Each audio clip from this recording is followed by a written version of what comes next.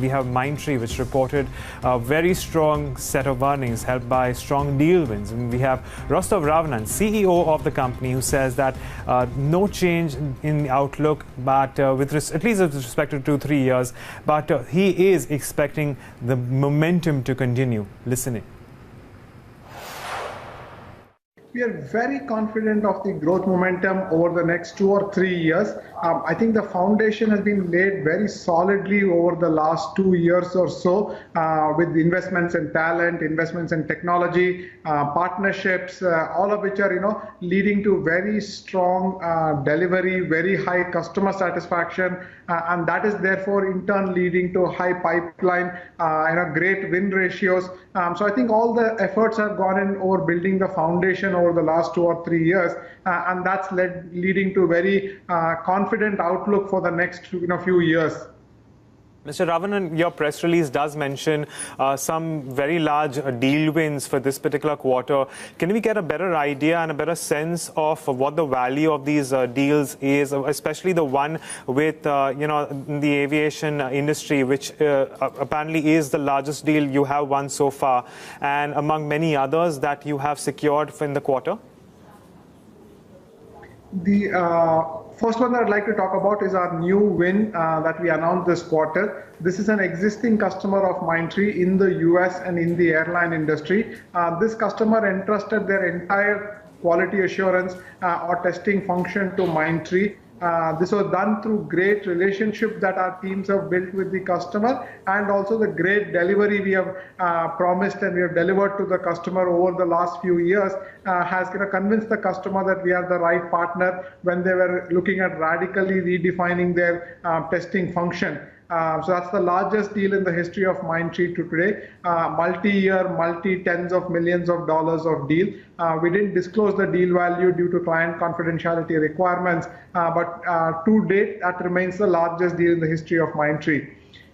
Zooming out of that for a second, across many other customers, geographically, India, Europe, US, service line wise, whether it is digital, whether it is run the business kind of programs, we are getting a lot of traction from our customers based on the strategy and the investments that we have made. So multi-year, multi-million dollar wins across many of our customers, across many of our segments, shows that we are well positioned when the demand environment turns in favor of more specialized players like Mindtree.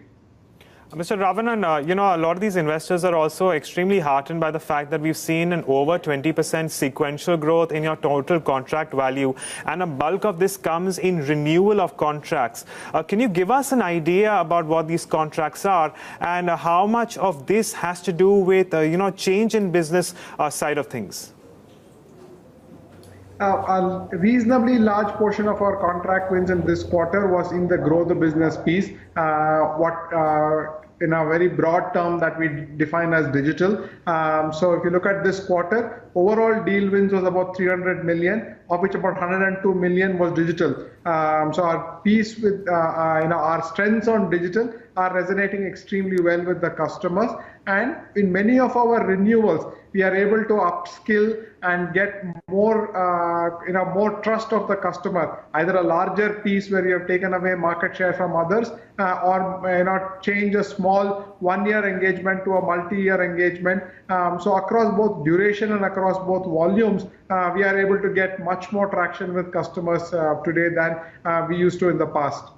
Mr. Ravanan, just 2 more questions. The next one was on your acquisitions and the kind of contribution they have made, and the kind of contribution you expect your latest acquisitions to make, and if you can also offer us an idea about your inorganic strategy.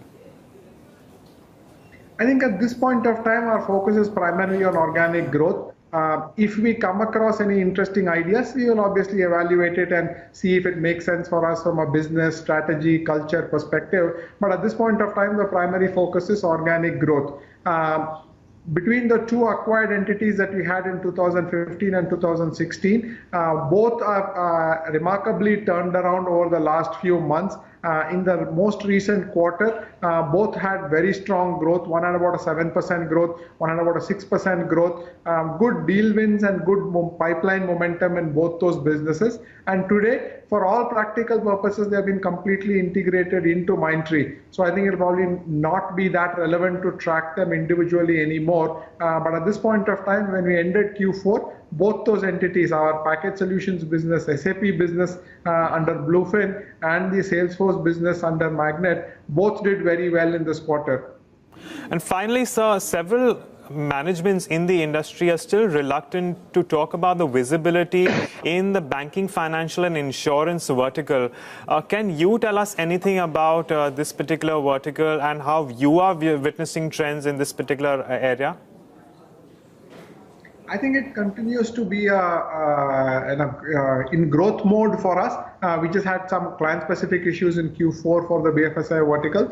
But looking forward, I think that business will do quite well. Good year-over-year growth in our BFSI business compared to the previous year. The only, I would say, other noteworthy trend that we are seeing amongst our client portfolio is that more of the opportunities that we are engaging with customers on today is in the more traditional run the business kind of work. We are not seeing as much traction on the newer technologies with our customers in BFSI compared to what we are seeing with the other industries that we serve.